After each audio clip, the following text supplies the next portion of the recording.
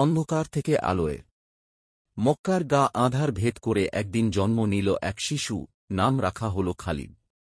তিনি ছিলেন বনু মাকজুম গোত্রের সন্তান, কুরাইশ গোত্রের অন্যতম বীর ও কূটনীতিবিদ ওয়ালিদ ইবনে মুগিরার সন্তান। ছোটবেলা থেকেই তিনি ছিলেন তীক্ষ্ণবুদ্ধি ও অসাধারণ কৌশলী। যুদ্ধ ছিল তাঁর রক্তে, তরবারি ছিল তাঁর খেলার সঙ্গী।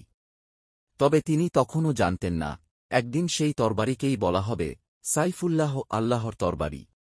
প্রথম জীবনের বিরোধিতা। খালিদ যখন বড় হচ্ছেন, তখন ইসলামের আলো ছড়িয়ে পড়ছিল ধীরে ধীরে। কিন্তু তিনিও ছিলেন প্রথম দিকে নবীজি এর প্রচণ্ড বিরোধী।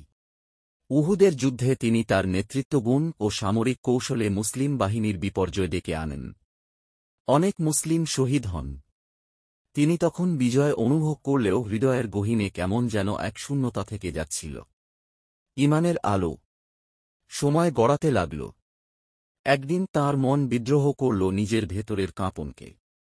সত্যের খোঁজে তিনি নিজেই পা বাড়ালেন মদিনার দিকে। নবীজি তাঁকে দেখে হাসলেন এবং বললেন, খালিদ, আমি জানতাম একদিন তুমি আমাদেরই দলে আসবে। তোমার মতো বুদ্ধিমান একজন মানুষ কিভাবে সত্য অস্বীকার করে। তিনি কেঁদে ফেললেন, শাহাদাত পাঠ করলেন। ইসলামের সিংহ ফিরে এল সত্যের কাতারে। যুদ্ধে যুদ্ধে বিজয়।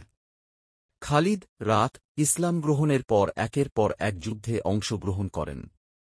মুতার যুদ্ধে যখন মুসলিম বাহিনী পরাজয়ের দ্বার প্রান্তে, তখন খালিদ নেতৃত্ব নিয়ে মুসলিমদের রক্ষা করেন এবং রোমানদের বিপর্যস্ত করেন। এই যুদ্ধ শেষে নবীজি তাকে উপাধি দেন সাইফুল্লাহ, আল্লাহর আনশের সোয়ার্ড।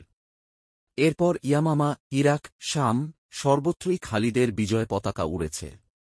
তাঁর কৌশল, সাহস ও ঈমানের জোরে শত বিজয় এসেছে মুসলিম উম্মাহর ঘরে। এক অসমাপ্ত যুদ্ধ। তবে সবচেয়ে বিস্ময়কর ব্যাপার হল, খালিদ ইবনে ওয়ালিদ, যিনি শত শত যুদ্ধে অংশ নিয়েছেন, তিনি শহীদ হননি যুদ্ধক্ষেত্রে। মৃত্যুর সময় কাঁদতে কাঁদতে বলেছিলেন, আমি যুদ্ধের ময়দানে ঘুমিয়েছি, গুলির শব্দে জেগে উঠেছি, প্রতিটি অঙ্গ আঘাতে ক্ষতবিক্ষত।